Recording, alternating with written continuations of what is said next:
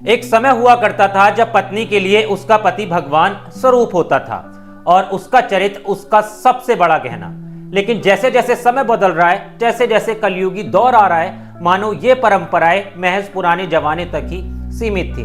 क्योंकि इस कलयुगी दौर में पति पत्नी की ऐसी ऐसी घटनाएं सामने आती हैं जिसे सुनने और देखने के बाद यकीन करना भी मुश्किल होता है। लेकिन घटनाएं आंखों देखी होती हैं, घटनाएं सच्ची होती हैं, इसलिए यकीन भी किया जाता है और आपके सामने भी लाया जाता है। नमस्कार दोस्तों, मैं हूं आपके साथ ऋषभ चौहान। आपके लिए एक और सच्ची घटना पर आधारित कहानी लेकर आ चुका हूं। आज की कहानी को सुनने के बाद आप भी काफी ज्यादा हैरान हो जाओगे, क्योंकि इस पूरे मामले में एक पत्नी ने अपने भतीजे से प्रेम के खातिर अपने पति को ही मौत की नींद सुला दिया है। इस कहानी को शुरू करते हैं, लेकिन उससे पहले मैं आपको हमेशा की तरह जगह और किरदारों के बारे में बता देता हूं, जिससे आप बेहतर तरीके से इस पूरे केस को, इस पूरी कहानी को समझ पाए। देखिए, ये जो पूरा मामला सामने आया है, ये कानपुर के घाटमपुर इलाके से सामने आया है। इसके अंदर जो पहला किरदार है उसका नाम है धीरेंद्र, जिसकी उम्र 32 साल है, जो कि एक दलित युवक है। लेकिन धीरेंद्र की अब मौत हो चुकी है।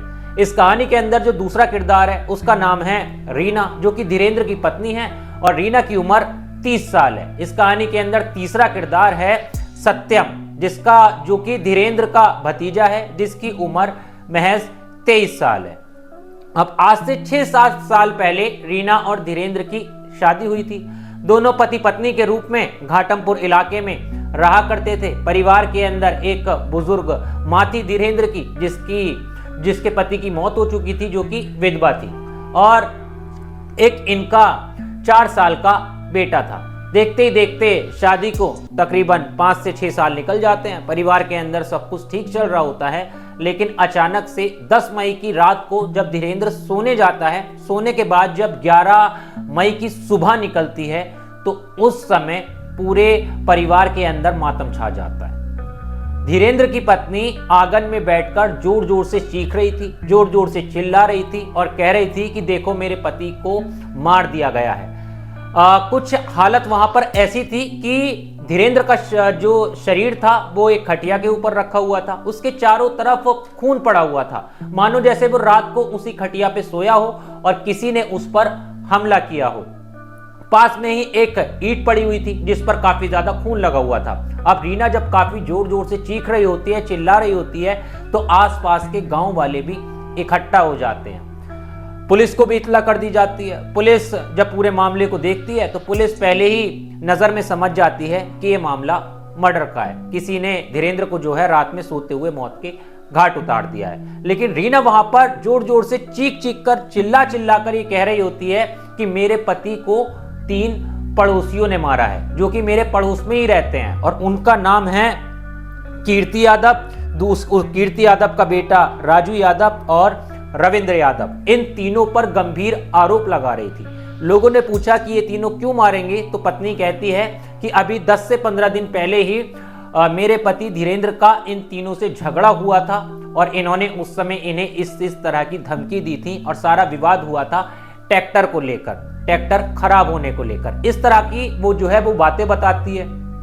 लेकिन पुलिस जो है वो यकीन करने से जो है वो पीछे हटती है थोड़ा, क्योंकि पुलिस भी फूक फूक कर पूरे मामले में कदम रख रही होती है। असली कातिल तक पुलिस को पहुंचना होता है। लेकिन दलित युवक होता है धीरेंद्र, इसीलिए भीड़ आर्मी के कुछ राजनीतिक लोग जो हैं वो वहां पर आ जाते हैं, जो कि दबाव बनाते हैं, प्रेशर बनाते हैं, क्योंकि दूसरा जो पक्ष होता है वो यादव समाज का होता है। तो थोड़ा यहाँ पर जातिवाद भी चलता है और दबाव बनाकर पुलिस से तीनों को उठवा दिया जाता है, क्योंकि वहां पर लोगों का ये उस समय ये कहना था कि जब तक इन तीनों को नहीं पकड़ा जाएगा तब तक डेड बॉडी जो है वो नहीं उठेगी, अंतिम संस्कार जो है वो हम नहीं करेंगे। इसीलिए पुलिस ने दिमाग से काम लिया, सोच समझ के काम लिया और तीनों को जो है वो गिरफ्तार करके जेल भेज दिया। अब धीरेंद्र का जो है वो अंतिम संस्कार भी हो जाता है। इस पूरे मामले को 7 दिन हो जाते हैं। 7 दिन बाद इस पूरे मामले में एक नया मोड़ आता है, क्योंकि पुलिस गिरफ्तारी के बाद भी 3 युवकों की अपने एंगल से भी जांच कर रही थी, क्योंकि पुलिस को शक था कि कुछ ना कुछ दाल के अंदर जरूर काला है। और पुलिस तो पुलिस है, अगर पताल में घुस जाए तो फिर वहां से भी आरोपी को निकाल लाए, बाल की खाल तक पुलिस जो है वो निकाल लाती है अगर अपने पे आ जाए तो। और कुछ ऐसा ही पुलिस ने इस पूरे केस के अंदर किया। पुलिस 7 दिन बाद आती है, एक डॉग जो है वो लेकर आती है। डॉग पूरा स्क्वाड जो होता है, डॉग की टीम से रेस्क्यू कराया जाता है और डॉग को छोड़ दिया जाता है।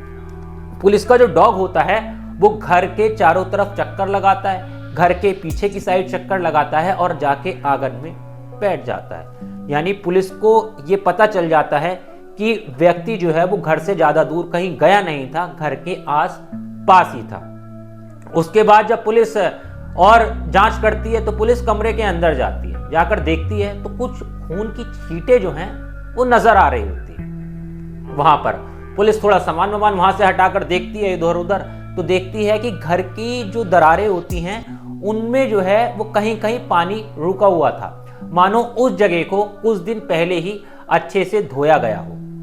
अब पुलिस को जो है वो लगातार शक हो रहा था, ये सारे सुराग जो है वो उसके हाथ लगते जा रहे थे।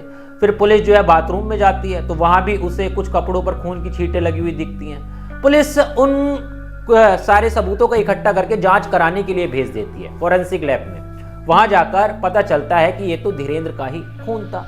अब जब पुलिस को क्लियर हो गया तो एक शक ये दौड़ा कि धीरेन्द्र की डेड बॉडी जो है वो आंगन में पड़ी थी, लेकिन कातिल कत्ल करने के बाद कमरे में क्या करने जाएगा अगर वो खून से लथपथ होगा भी तो।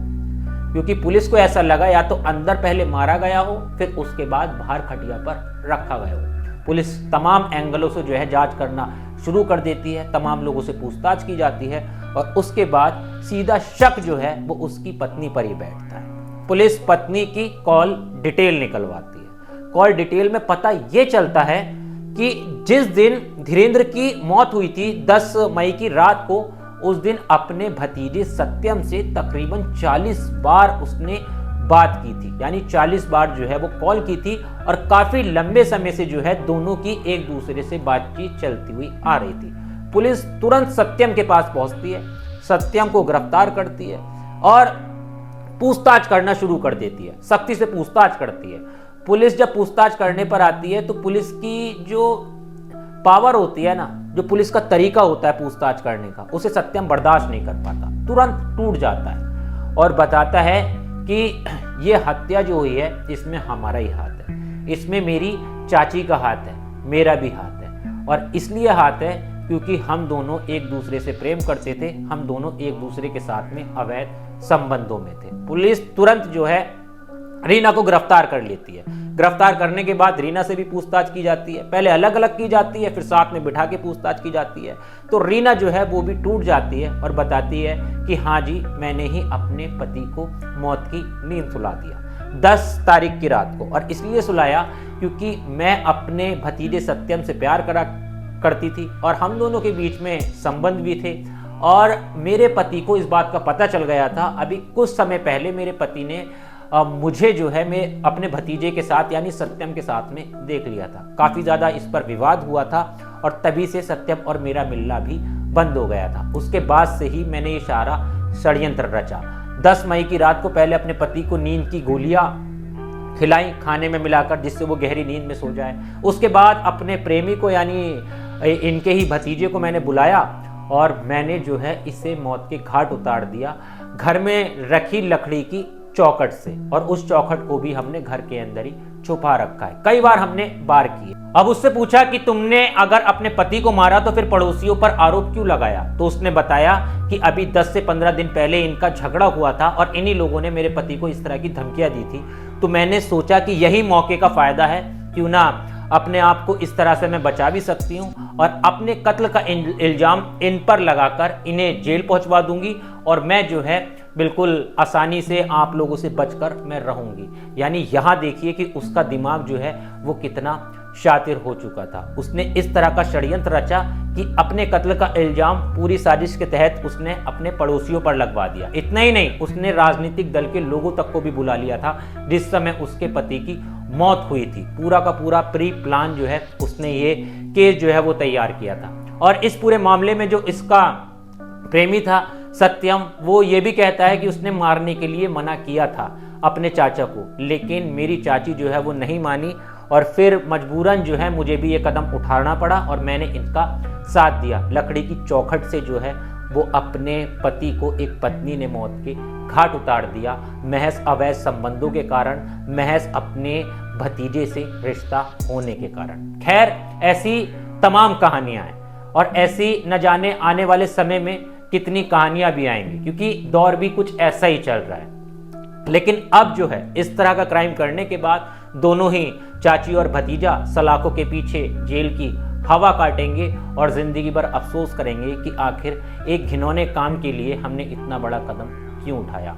लेकिन आपकी इस कहानी पर क्या राय है? आप क्या सोचते हो, किस तरह से देखते हो? कमेंट जरूर करना। और दोस्तों, मैं इसी तरह की कहानियां जो है, इसी तरह के केस जो है वो आपके लिए रोज लेके आता रहता हूं, जिससे आप बेहतर तरीके से समझ पाओ। एक कहानी के माध्यम से आपको समझाने की कोशिश करता हूं। अगर आपको मेरी ये वीडियो अच्छी लगी हो तो एक बार कमेंट जरूर करना और इसी तरह की कहानियों के लिए मेरे चैनल को सब्सक्राइब करना भी मत भूलना। मिलता हूं आपसे किसी और वीडियो में। जय